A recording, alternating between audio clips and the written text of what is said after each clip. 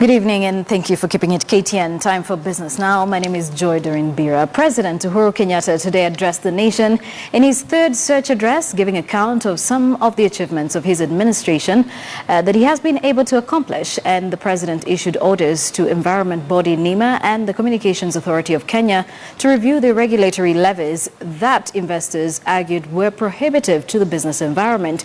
He also asked that all coffee licensing fees be waived with immediate effect. These are some of the highlights. And our foreign exchange reserves have improved significantly.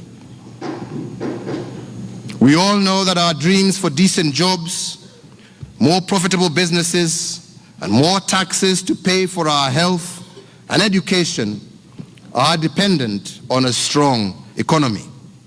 It is the intention of my administration to extend the SGR to Naivasha and eventually to the port of Kisumu and to the border town of Malaba. This will open up more than half of the country to increase domestic and regional trade. My government completed the expansion of 2 additional shipping berths at Kilindini, doubling our total handling capacity to 1.6 million 20-foot containers per year. Indeed, in 3 years, Mombasa has moved to becoming the 4th busiest port in Africa, down from 8th 3 years ago. We opened the newly completed passenger air terminal 2, and in addition, we will be commissioning 2 new terminals, which will increase terminals, which is largely 1A and 1E, by May 2016, May of this year. And these new terminals will increase our passenger handling capacity by 5.1 million new passengers, bringing our total capacity at JKIA to 7.5 million passengers a year. To improve domestic travel, there are new airport facilities at various stages of completion in Homa Bay, in Isiolo, Manda in Lamu County, Malindi in Kilifi County, Lokichogio in Turkana County, and we are also working on Suneka in Kisii, which we hope to start soon, Kakamega, as well as Mandera, amongst many others. In the last year, we have brought online 634 megawatts of new power, raising our total installed capacity to 2,282 megawatts. I will today be tabling before this House the report showing cases of corruption that are already in court, and another report showing frozen assets acquired using corrupt means.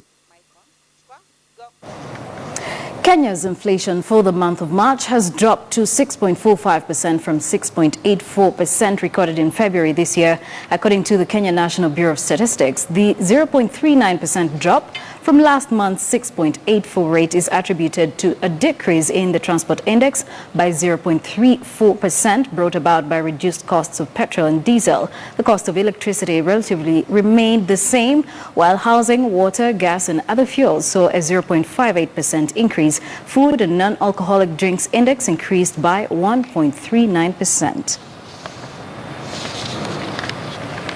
Kenya Airways is set to cut the number of staff by 600 by May this year as part of the national carrier's turnaround strategy.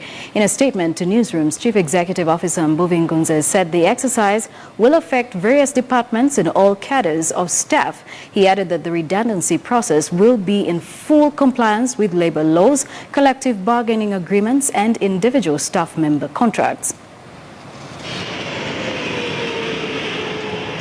When Kenya Airways hired transaction advisor PJT Partners to outline a plan for new debt and equity funds by end of April 2016, the firm recommended sale and sublease of aircraft, the reduction of waste in catering, and renegotiation of some contracts. To achieve the set targets, Kenya Airways CEO Mbuvi Ngunze says the board, after re-evaluating the various options, came to the painful decision that part of the required overhead savings would be derived derived from a decrease in staff headcount, one that would see 600 of its slightly over 4,100 staff rendered redundant by May this year. People decisions are much more sensitive, and the thing about people decisions, it's not that you can just make a casual approach to them. We have to make, as part of the holistic view of the plan, a solid review of where do we need to take reductions, what sort of quantum do we need, what's the impact of that, and how do we finance it. Turbulent times at the national carrier saw the airline record a 25.7 billion shillings loss in March 2015, attributed to travel advisories due to terror attacks, the Ebola outbreak in West Africa, and rising dates due to new plane purchases and competition from Gulf carriers. However, the airline is working towards a strategic and drastic turnaround that has seen it make radical decisions that have been described as inevitable.